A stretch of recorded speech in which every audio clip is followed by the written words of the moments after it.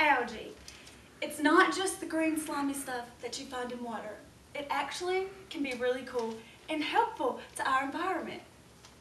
So let me start off by explaining what algae is.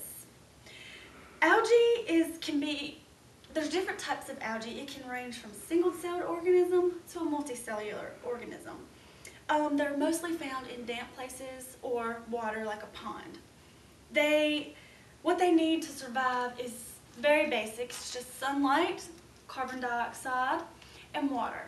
So, of course, they use photosynthesis, which is where they turn light energy into chemical energy, and that can be stored as sugars. So they're a eukaryotic organism, but they're not really considered plants. They're considered plant-like. And they're considered plant-like because there's a lot of differences in a plant and an algae. An algae is kind of in its own category. They don't have leaves, they don't have roots or anything like that, like what you would consider a plant. So, algae is something that most people take for granted, but there are many interesting things and facts about algae that most people don't know, like it can clean carbon dioxide out of our atmosphere, it can be used as a wastewater treatment, and it can produce biofuel. Cool. Okay, so first I want to talk to you about cleaning our atmosphere. So there's plants and like power plants and cars, and we have to use these things daily to survive. We have to use cars or buses to get around from place to place. So the burning of fossil fuels produces, an exceeded amount of carbon dioxide out into our environment, and that will in turn affect the atmospheric layer. It affects the greenhouse effect. We're experiencing global warming, and it's the air that we breathe, so we want to stay healthy. So basically algae acts as like the eater of these bad chemicals that are in our air. Like I said earlier, it uses photosynthesis, so it's going to take in carbon dioxide for its needs, and it's going to let out clean oxygen, which is what we need. So when CO2 is emitted into the air, when we burn things like fossil fuels, by the algae using photosynthesis to clean out the air, this will allow us to be able to burn fuels but still have somewhat clean air.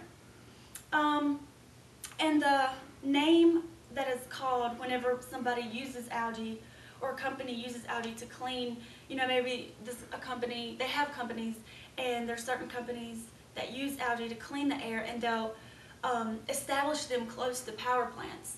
So what this process is called by using the algae is called algae-based carbon capture technology.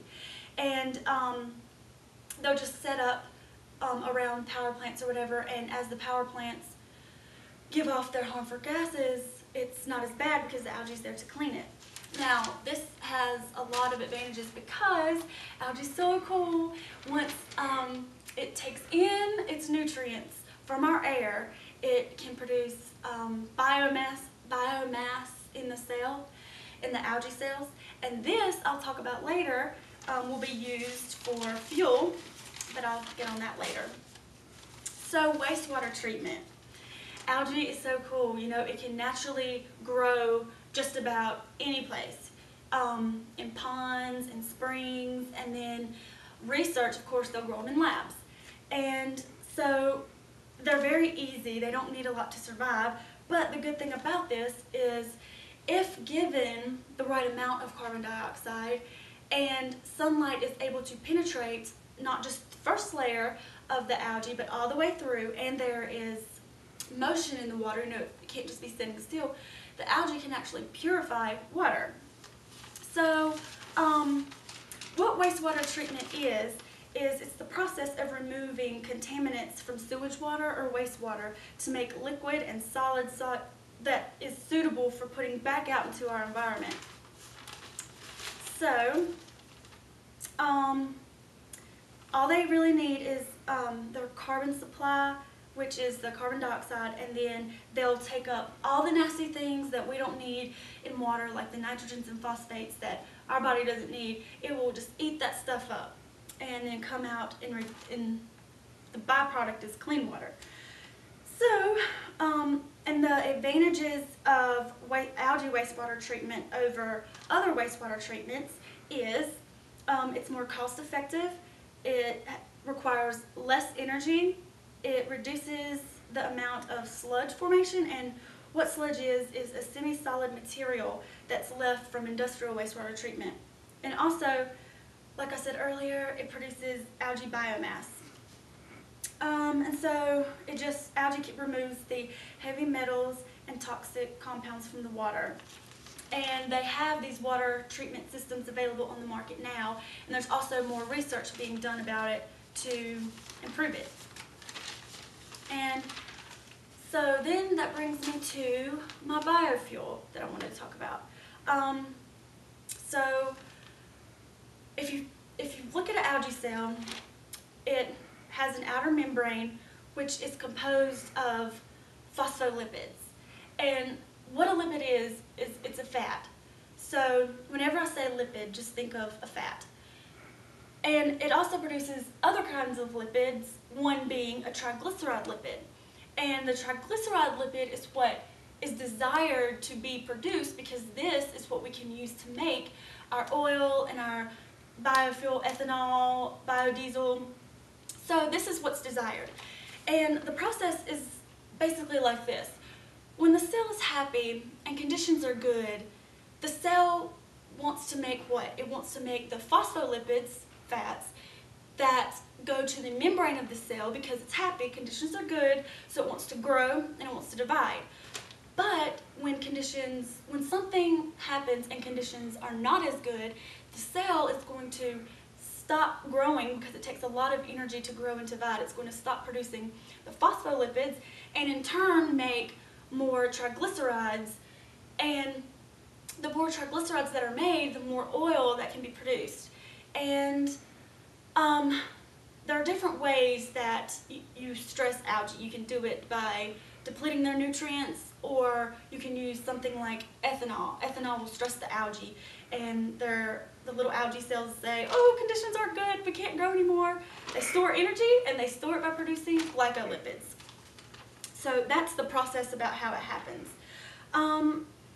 So biofuel algae is considered a third-generation biofuel feedstock, and this yields more oil than the second generations.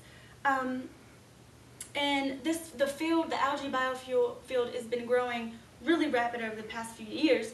Exxon has a commercial about algae biofuel. They're putting tons of money into doing research on it. Hopefully you guys have seen that commercial. It's been said that algae has the ability to replace the globe's entire fossil fuel requirements, which is a big deal. There just needs to be more research involved in the biofuels so that we can find a more efficient and effective and economical way to produce the algae biofuel. Products that can be made are biodiesel, ethanol, methane, jet fuel, and there's many more. And actually, jets have successfully ran on algae biofuel, so it is possible. We just have to have better ways of effectively making it, because there's tons of research being done right now. And the Department of Energy has reported that algae yields 30 times more energy per acre than the alternative sources, being like a soybean.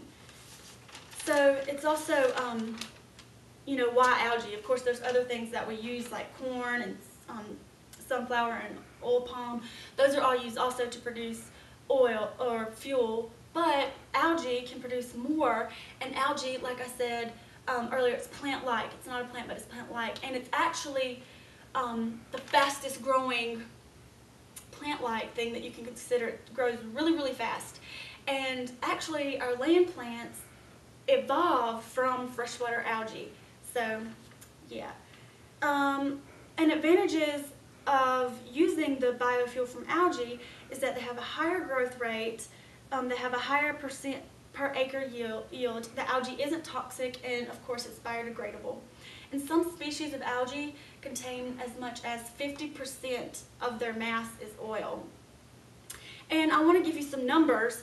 So the numbers I'm going to give you are gallons of oil per acre per year. Soybean can do 15 gallons of oil per acre per year. Sunflower, 102. Oil palm, 635. Algae, 1,850. So that's just to give you a number-wise in your head. You know, the algae is seeming at this point to be one of the best choices for biofuel.